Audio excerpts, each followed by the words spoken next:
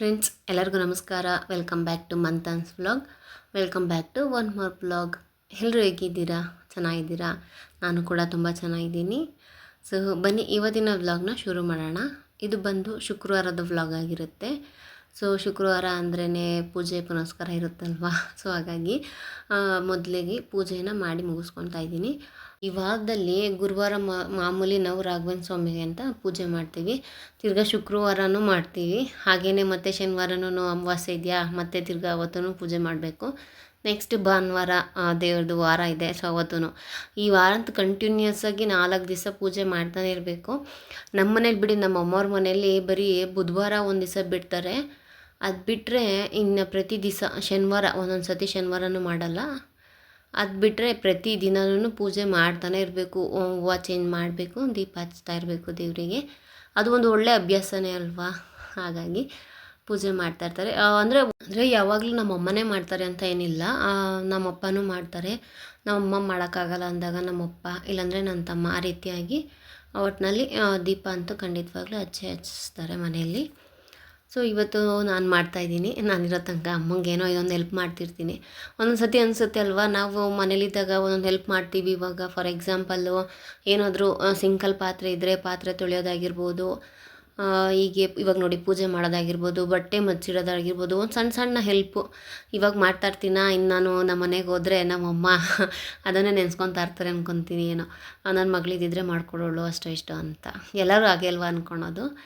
So ಈಗ ನಾಷ್ಟ ಚಪಾತಿ ನೋಡಿ, ನಮ್ಮಮ್ಮ ಚಪಾತಿ ಒತ್ತುತ್ತಾ ಇದ್ದಾರೆ, ನಾನು ಸುಡ್ತಾ ಇದ್ದೀನಿ. ಸೊ ಒಬ್ಬೊಬ್ಬರೇ ಮಾಡೋಕ್ಕಾಗಲ್ಲಲ್ಲ, ಅಂದರೆ ಜನ ಜಾಸ್ತಿ ಇದ್ದಾರೆ. ಮಾನ್ಯ, ತಾನ್ಯ, ನನ್ನ ತಮ್ಮ ಎಲ್ಲರೂ ಒಟ್ಟಿಗೆ ನಾಷ್ಟಕ್ಕೆ ಬಂದುಬಿಟ್ರೆ ಇದೊಂದು ಪ್ರಾಬ್ಲಮ್ ಆಗುತ್ತೆ. ಒಬ್ಬೊಬ್ಬರೇ ಮಾಡಿದಾಗ ಏನೋ ಆಗಲ್ಲ. ಬಟ್ ಎಲ್ಲರಿಗೂ ಆನ್ ಟೈಮಲ್ಲಿ ಕೊಡಬೇಕಂದ್ರೆ ಈ ಥರ ಲೇಟ್ ಆಗುತ್ತೆ. ಹಾಗೆಯೇ ಇಬ್ಬರೂ ಮಾಡಬೇಕಾಗತ್ತೆ.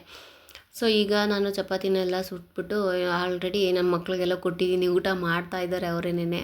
ಸೊ ಈ ರೀತಿ ಎಲ್ಲ ತಿಂತಾರೆ. ಚಪಾತಿ, ದೋಸೆ, ರೊಟ್ಟಿ ಅವ್ರಿಗೇನೆ ಕೊಟ್ಟರೆ ಹಾಗೆ ತಿಂತಾರೆ. ಏನು ತಿನ್ನಿಸ್ಬೇಕು ಅಂತ ಏನಿಲ್ಲ, ಆದರೆ ಚೆಲ್ಕೊಂಡು ತಿಂತಾರಲ್ವ. ನನಗೆ ಅದಕ್ಕೋಸ್ಕರ ದೊಡ್ಡೋಳೇನೋ ಓಕೆ, ಅವಳ ಪಾಡಿಗೆ ಅವಳು ತಿನ್ಕೊತಾಳೆ.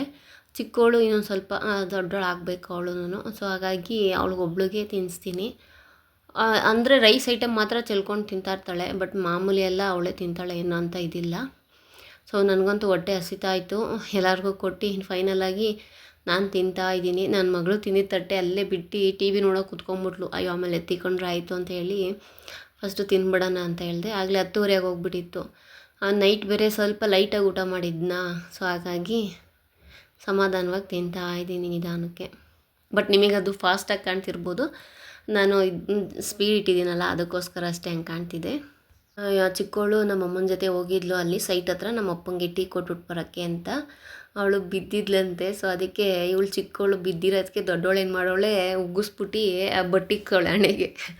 ನೋಡು ಇಕ್ಕಿದ್ದೀನಿ ಅಂತ ತೋರಿಸ್ತಾ ಇದ್ಲು. ಸರಿ ಆಯಿತು ಅಂತೇಳಿ ಸ್ವಲ್ಪ ಮಾಯ್ಶ್ಚರೈಸರ್ ಹಚ್ತಾಯಿದ್ದೆ ಅಷ್ಟೇ. ಏನಾಗಿರಲಿಲ್ಲ, ಸುಮ್ಮನೆ ಒಂಥರ ಬಿದ್ದಾಗ ಒಂದು ಸುಟ್ಟು ಹಚ್ಕೊಂಡಂಗೆ ಆಗಲ್ವಾ, ಆ ರೀತಿಯಾಗಿತ್ತು. So moisturiser ಇಡ್ತಾಯಿದ್ದೀನಿ. ಏನು ಮಾಡೋದು, ಚಿಕ್ಕ ಮಕ್ಳು ಅಂದಮೇಲೆ ಬೀಳೋದು ಹೇಳೋದು ಇದ್ದಿದ್ದೆ ಅಲ್ವಾ. ಮಂಡಿ ಅಂತೂ ಎಷ್ಟು ಸತಿ ಬಿದ್ದು ಗಾಯಗಳು ಮಾಡ್ಕೊಂಡಿದ್ದಳೋ ಗೊತ್ತಿಲ್ಲ.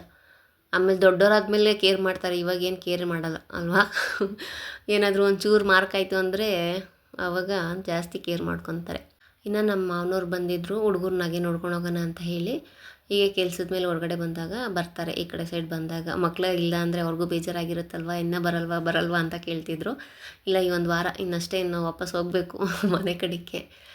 ಸೊ ಇನ್ನು ಕ್ಯಾಲೆಂಡರ್ ಯಾಕೆ ನೋಡ್ತಾ ಇದ್ದೀನಿ ಅಂತ ಹೇಳಿದ್ರೆ, ನಾವು ಮನೇಲಿ ಅಂದರೆ ಅಮ್ಮವ್ರ ಮನೇಲಿ ಸತ್ಯನಾರಾಯಣ ಸ್ವಾಮಿ ಪೂಜೆ ಮಾಡಿಸಿದ್ವಿ ಅಲ್ವಾ. ಸೊ ಹಾಗಾಗಿ ಈಗ 48 ದಿವಸ ನಾನ್ ವೆಜ್ ಏನೂ ತಿನ್ನಬಾರ್ದು ಅಂತ ಹೇಳಿದರು. ಆಗಲೇ 48 ದಿವಸ ಆಯಿತು. ನಮ್ಮಮ್ಮ ಮೊದಲೇ ಕ್ಯಾಲ್ಕುಲೇಟ್ ಮಾಡಿದರು ಯಾವತ್ತಿಗೆ ಮುಗಿಯುತ್ತೆ ಅಂತ. ಬಟ್ ಇನ್ನೊಂದು ಸತಿ ನೋಡು ಅಂತ ಹೇಳಿದರು. ಹಾಗಾಗಿ ನಾನು ಕೌಂಟ್ ಮಾಡ್ತಾಯಿದ್ದೆ. ಬುಧವಾರಕ್ಕೇನೆ 48 ದಿವಸ ಆಗಿತ್ತು. ಸೊ ಗುರುವಾರ ಯಾರೂ ತಿನ್ನಲ್ಲ ಅಲ್ವಾ. ಇನ್ನು ಇವತ್ತು ಶುಕ್ರವಾರ. ಇವತ್ತು ಒಂದು ದಿವಸ ಇರುತ್ತೆ ಗ್ಯಾಪು, ಅಂದರೆ ನೆಕ್ಸ್ಟ್ ಡೇ ಮತ್ತೆ ತಿರ್ಗಿ ಅಮಾವಾಸ್ಯೆ ಇರುತ್ತಾ. ಸೊ ಸರಿ ಆಯಿತು, ಒಂದು ದಿವಸಕ್ಕೇ ಆಗೋ ಥರ ಏನಾದರೂ ಮಾಡ್ಕೊಳ್ಳೋಣ ಅಂತ ಹೇಳಿ ಬೈಲರ್ ಕೋಳಿ ತರಿಸಿದ್ವಿ ಅಂದರೆ ನಾನೇ ಹೋಗಿ ತೊಗೊಂಬಂದೆ. ನನ್ನ ತಮ್ಮಂಗೆ ಕೆಲಸ ಇತ್ತು. ಸೊ ಅವನು ವರ್ಕ್ ಫ್ರಮ್ ಹೋಮೇ ಮಾಡ್ತಿದ್ದ. ಸಂಜೆ 4 ಗಂಟೆ ಮೇಲೇ ಅವನು ಬರೋದು. ಸೊ ಸಂಜೆ 4 ಗಂಟೆ ಮೇಲೆ ಹೋಗಿ ಅವನು ತಂದು ನಾವು ಮಾಡೋಷ್ಟರಲ್ಲಿ ಲೇಟ್ ಆಗುತ್ತೆ ಅಲ್ವಾ. ಸೊ ಅದಕ್ಕೋಸ್ಕರ ಪರವಾಗಿಲ್ಲ ಅಂತ ಹೇಳ್ಬಿಟ್ಟು ನಾನೇ ಹೋಗಿ ತೊಗೊಂಬರೋಣ ಅಂತ ಹೋದೆ. ನನಗೂ ಒಂದು ಎಕ್ಸ್ಪೀರಿಯನ್ಸ್ ಆಯಿತು ನಿಜವಾಗ್ಲೂ ಹೇಳೋದಾದರೆ. ನಾನು ಯಾವತ್ತೂ ಚಿಕನ್ ಅಂಗಡಿಗೆ ಹೋಗೂ ಇಲ್ಲ, ಆ ಕಡೆ ತಿರುಗೂ ನೋಡಿಲ್ಲ ಬಿಡಿ ಹೇಳಬೇಕು ಅಂದರೆ. ನನ್ನ ತಮ್ಮ ಇರ್ತಿದ್ನಲ್ಲ, ಅವನೇ ಎಲ್ಲ ತರೋದು, ಮನೆಗೆ ಏನು ಬೇಕು ಎಲ್ಲ ಒಂದೇ ಅಲ್ವಾ. ಸೊ ನಮ್ಮನ್ನೇನು ಆಚೆಗೆ ಹೋಗ್ತಾನೆ ಇರಲಿಲ್ಲ. ಬಟ್ ಇವಾಗ ಹೋಗಿ ತೊಗೊಂಬಂದಿತ್ತು ಒಂದು ಖುಷಿ ಆಯಿತು. ಯಾಕಂದರೆ ನಾನು ಗಾಡಿ ಓಡಿಸೋದಾಗಿರ್ಬೋದು, ಇವಾಗ ಅಷ್ಟೇ ನಾನು ಗಾಡಿ ಓಡಿಸೋದೆಲ್ಲ ಕಲ್ತ್ಕೊಂಡು ಈಗ ಆಚೆ ಹೋಗ್ತಾ ಇರೋದು. ಮೊದಲೆಲ್ಲ ಅದೆಲ್ಲ ಇರಲೇ ಇರಲಿಲ್ಲ. ಬಟ್ ಈಗಿನ ಜನ್ರೇಷನ್ ಆ ಥರ ಅಲ್ವಲ್ಲ. ನಾವಿನ್ನೂ ಸ್ಲೋವಲ್ಲೇ ಇದ್ದೀವಿ, ಇನ್ನೂ ಕಲಿಬೇಕು ನಾನು ತುಂಬ ಅಂತ ಅಂದ್ಕೊಂಡು ಸೊ ಟ್ರೈ ಮಾಡ್ತಾಯಿದ್ದೀನಿ. ಏನಾಗುತ್ತೋ ಅದನ್ನು ಮಾಡೋಣ. ಹಾಗೆ ಏನು ಕಲಿಬೇಕು ಇನ್ನೂ ತುಂಬ ಇದೆಯಲ್ಲ, ಕಲಿಯೋಣ ಅಂತ ಹೇಳಿ. ಸೊ ಈಗ ಮನೆಗೆ ಬಂದೆಲ್ಲ ನಮ್ಮಮ್ಮ ಆಮ್ಲೆಟ್ ಮಾಡಿ, ನಮ್ಮ ಮನೆಗೆ ನಿಜ ಹೇಳಬೇಕು ಅಂದರೆ ಪಾಪ ಆಮ್ಲೆಟ್ ಸ್ಮೆಲ್ಲು ನಮ್ಮ ಮನೇಲಿ ಯಾರೂ ನೋಡಿರಲಿಲ್ಲ 1.5 ತಿಂಗಳು. ನನ್ನ ತಮ್ಮನಾಗಿರ್ಬೋದು, ಅಪ್ಪ ಅಮ್ಮ, ನಾನು ನನ್ನ ಮಕ್ಕಳೂ ಸಹ ಆ್ಯಕ್ಚುಲಾಗಿ ಹೇಳಬೇಕು ಅಂದರೆ ಅವರೂ ಇಲ್ಲೇ ಇದ್ರಲ್ಲ ರಜದಿಂದ, ಅವರೇನೂ ತಿಂದೇ ಇರಲಿಲ್ಲ. ಏನೋ ಹೇಳಬೇಕು ಅಂದರೆ ನಾನೇನೆ ನನ್ನ ಕೈಲಿ ನಾನ್ ವೆಜ್ ತಿಂದಲೇ ಇರೋಕ್ಕಾಗಲ್ಲ ಅಂತ ಹೇಳಿ ಆಚೆ ಹೋಗಿ ತಿಂದಿದ್ದುಂಟು. ನೀವು ಅನ್ಕೊಬೋದೇನೋ ನಾನ್ ವೆಜ್ ತಿಂದಲೇ ಏನು ಇರೋಕ್ಕಾಗಲ್ವ, ಅಷ್ಟೊಂದು ಕಷ್ಟ ಅಂತ. ಬಟ್ ಅದೇನು ಗೊತ್ತಾ, ನಾವು ಚಿಕ್ಕ ವಯಸ್ಸಿಂದನೂ ಅದೊಂದು ಏನಂತಾರೆ, ಅಪ್ಪ ಅಮ್ಮ ನಮ್ಮನ್ನ ಹಂಗೇ ಬೆಳೆಸ್ಬಿಟ್ರು. ಲೈಕ್ ವಾರದಲ್ಲಿ ಒಂದು ದಿವಸನಾದರೂ ನಾನ್ ವೆಜ್ ತಿಂದಲೇ ನಾವು ಇಲ್ಲದೇ ಇರೋದಿಲ್ಲ. ಅಂದರೆ ಈ ಶ್ರಾವಣದಲ್ಲಿ, ಕಾರ್ತಿಕದಲ್ಲಿ ಆ ರೀತಿಯಾದಲ್ಲಿ ಬಿಟ್ಬಿಡ್ತೀವಿ, ನಾವು ತಿನ್ನಲ್ಲ. ಬಟ್ ಬೇರೆ ಬಾಕಿ ದಿನಗಳಲ್ಲಿ ತಿಂದಿದ್ದುಂಟು. ಇಫ್ ಇನ್ ಕೇಸ್ ಭಾನುವಾರ ಮಾಡೋಕ್ಕಾಗಲಿಲ್ಲ ಅಂದರೆ ಮಂಗಳವಾರನ ಮಾಡಿ ತಿಂತಾಯಿದ್ವಿ. ಸೊ ಆ ರೀತಿಯಾಗಿ ಬೆಳ್ಕೊಂಬಂದಿರೋದ್ರ ಮೇಲೆ ಇವಾಗ ಅದು ಬಿಟ್ಟಿರೋಕ್ಕೆ ಸ್ವಲ್ಪ ಕಷ್ಟ ಆಗುತ್ತೆ ಅಷ್ಟೇನೆ. ಅಂತ ಏನು ದೊಡ್ಡ ಇದೇನಲ್ಲ, ಬಿಡೋಕ್ಕಾಗಲ್ಲ ಅನ್ನೋ ಥರ ಅಲ್ಲ. ಇನ್ನು ನಾನೀಗ ಬಾಯ್ಲರ್ ಕೋಳಿ ತಂದಿದ್ನಲ್ಲ, 2 kg ಏನೋ ಇತ್ತು. ಸೊ ಹಾಗಾಗಿ ಅದನ್ನಲ್ಲಿ ಸ್ವಲ್ಪ ಫ್ರೈ ಮಾಡ್ಕೊಂಬಿಡೋಣ. ಅದು ಫ್ರೈಯೂ ಅಲ್ಲ, ಸಾಂಬಾರು ಅಲ್ಲ, ಆ ರೀತಿಯಾಗಿ ಮಾಡಿದ್ದೆ. ಸೊ ಇನ್ನು ನೆಕ್ಸ್ಟ್ ಮಿಕ್ಕಿದ ಸ್ವಲ್ಪ ಕಬಾಬಿಂಗ್ ಮಾಡ್ಕೊಳ್ಳೋಣ ಅಂತ. ಕಬಾಬ್ ಜಾಸ್ತಿ ಮಾಡಿದ್ದೆ, ಫ್ರೈ ಕಮ್ಮಿ ಮಾಡಿದ್ದೆ. ಸೊ ಕಬಾಬ್ ಆದರೆ ಓಡಾಡ್ಕೊಂಡು ತಿಂದು ಖಾಲಿ ಮಾಡಿಬಿಡ್ಬೋದು, ಫ್ರೈ ಆದರೆ ಸ್ವಲ್ಪ ಹಂಗೆ ಉಳ್ಕೊಂಬಿಡುತ್ತೆ. ಈಗ ರೆಡಿ ಮಾಡ್ಕೊತಾ ಇದ್ದೀನಿ. ಶುಂಠಿ ಬೆಳ್ಳುಳ್ಳಿ ಪೇಸ್ಟ್ ಮಾಡ್ಕೊಬೇಕಲ್ಲ, ಹಾಗೆಯೇ ಬೆಳ್ಳುಳ್ಳಿ ಎಲ್ಲ ಸುಲಿದಿಟ್ಟಿದ್ರು ಅಮ್ಮ. ನಾನೀಗ ಶುಂಠಿನೆಲ್ಲ ಹಚ್ಕೊಂಡು ಗ್ರೈಂಡ್ ಮಾಡ್ಕೊಬೇಕು. ನೋಡ್ತಿರ್ಬೋದು ನೋಡಿ, ಅದರಲ್ಲಿರೋದನ್ನ ಫ್ರೈ ಮಾಡ್ಕೊತೀನಿ. ಸೊ ಇದು ಕಬಾಬಿಗೆ ಬೇಗ ಆಗೋಗ್ಲಿ ಅಂತ ನೀಟಾಗಿ ನಾನು ತೊಳೆದೆಲ್ಲ ಹಿಂಗೆ ಸಪ್ರೇಟ್ ಮಾಡಿ ಇಟ್ಟಿದ್ದೀನಿ. ಎಣ್ಣೆ ಕಾಯೋಕ್ಕೂ ಸಹ ಇಟ್ಟೆ.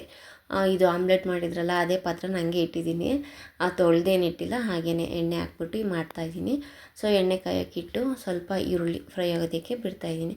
ಸೊ ಇದು ಸಿಂಪಲ್, ಈಸಿಯಾಗಿ ಬೇಗನೆ, ಯಾವುದೇ ರೀತಿಯಾದಂಥ ಪೌಡ್ರು ನಾನು ಬಳಸಿಲ್ಲ.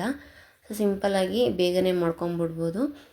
ಟ್ರೈ ಮಾಡಿ ನೋಡಿ ಒಂದು ಸತಿ ನೀವೂ, ಇಷ್ಟ ಆಗ್ಬೋದು ಅಂದ್ಕೊತೀನಿ. ಇನ್ನು ಈ ಆನಿಯನ್ ಎಲ್ಲ ಚೆನ್ನಾಗಿ ಫ್ರೈ ಆದಮೇಲೆ ಇದಕ್ಕೆ ಚಿಕನ್ ಹಾಕ್ಕೊತೀನಿ.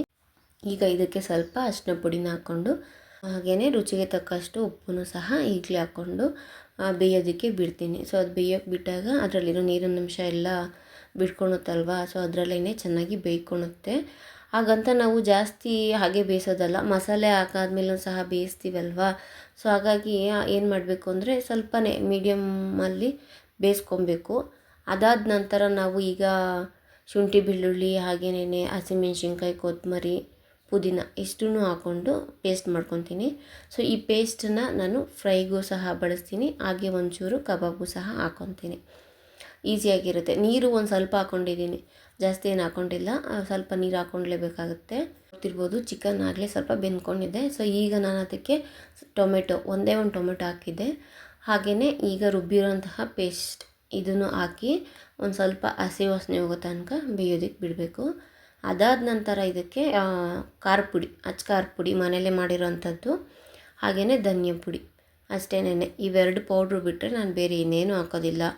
ಪೆಪ್ಪರ್ ಪೌಡ್ರ್ ಆಗಿರ್ಬೋದು, ಗರಂ ಮಸಾಲ ಅದೇನೂ ಹಾಕೋದಿಲ್ಲ. ಸಿಂಪಲ್ ಅಂತ ಹೇಳಿದ್ನಲ್ಲ, ಇಷ್ಟೇನೆ ಇಂಗ್ರೀಡಿಯೆಂಟ್ಸ್ ಸಾಕು.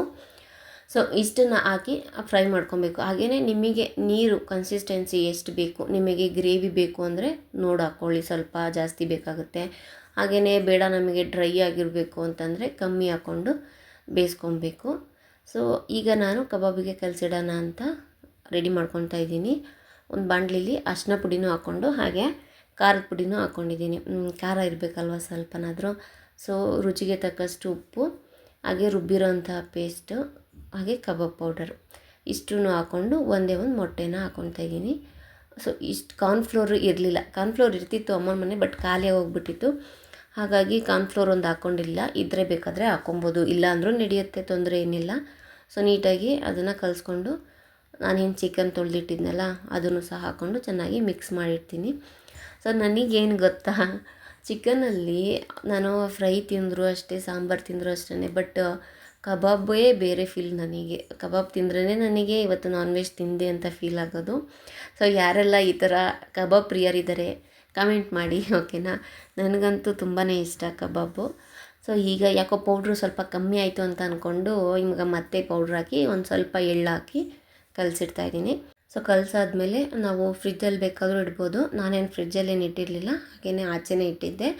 ಸ್ವಲ್ಪ ಹೊತ್ತು ನೆನ್ಕೊಂಡ್ಲಿ, ಚಿಕನ್ಗೆಲ್ಲ ಮಸಾಲೆ ಇಟ್ಕೊಂಡ್ಲಿ ಅಂತ ಹೇಳಿ. ಇನ್ನು ಈ ಕಡೆ ಫ್ರೈ ಸಹ ರೆಡಿ ಆಯಿತು. ಸೊ ಲಾಸ್ಟಲ್ಲಿ ಒಂದೇ ಒಂದು ಕಡ್ಡಿ ಅಷ್ಟು ಕರಿಬೇವಿನ ಸೊಪ್ಪನ್ನ ಹಾಕ್ತಾಯಿದ್ದೀನಿ. ಸೊ ಅದರದ್ದು ಫ್ಲೇವರ್ ಚೆನ್ನಾಗಿರುತ್ತೆ ಅಂತ ಹೇಳಿ ಹಾಕ್ಕೊಬೋದು, ಇಲ್ಲಾಂದ್ರೂ ತೊಂದರೆ ಏನಿಲ್ಲ. ಸೊ ನೋಡ್ತಿರ್ಬೋದು, ಈ ರೀತಿಯಾಗಿ ಮಾಡಿಕೊಂಡ್ರೆ ನಾವು ರೈಸು ಸಹ ತಿನ್ಬೋದು, ಹಾಗೆಯೇ ಮುದ್ದೆಗೂ ಸಹ ತುಂಬ ಚೆನ್ನಾಗಿರುತ್ತೆ. ಇನ್ನು ಆ ಚಿಕನ್ ಫ್ರೈ ಇನ್ನೊಂದು 5 ನಿಮಿಷ ಬೇಯಬೇಕಾಗಿತ್ತು. ಸೊ ಹಾಗೆಯೇ ಒಲೆ ಮುಂದೆ ನಿಂತ್ಕೊಳೋದು ಯಾಕೆ ಅಂತ ಹೇಳಿ ಹಾಗೆ ಎಲ್ಲ ತೊಗೊಂಡಿದ್ನಲ್ಲ, ಅಂದರೆ ಈ ಖಾರ ಪುಡಿ ಆಗಿರ್ಬೋದು, ಅರಿಶಿನ ಪುಡಿ ಬಾಕ್ಸು ಅದೆಲ್ಲ ಶೆಲ್ಫ್ ಮೇಲೆ ಇತ್ತಲ್ಲ, ಸೊ ಅದನ್ನೆಲ್ಲ ಎತ್ತಿಟ್ಟು ಹಾಗೆಯೇ ಸಿಂಕಲ್ಲಿ ಪಾತ್ರೆಗಳೆಲ್ಲ ಇದ್ವಲ್ಲ ಅದನ್ನು ಸಹ ತೊಳೆದಿಟ್ಕೊಂಡ್ಬಿಡೋಣ ಅಂತ ಹೇಳಿ. ಸೊ ಈ ರೀತಿಯಾಗಿ ಮಾಡಿಕೊಂಡ್ರೆ ಮತ್ತೆ ನಮಗೇ ಈಸಿ ಅಲ್ವಾ.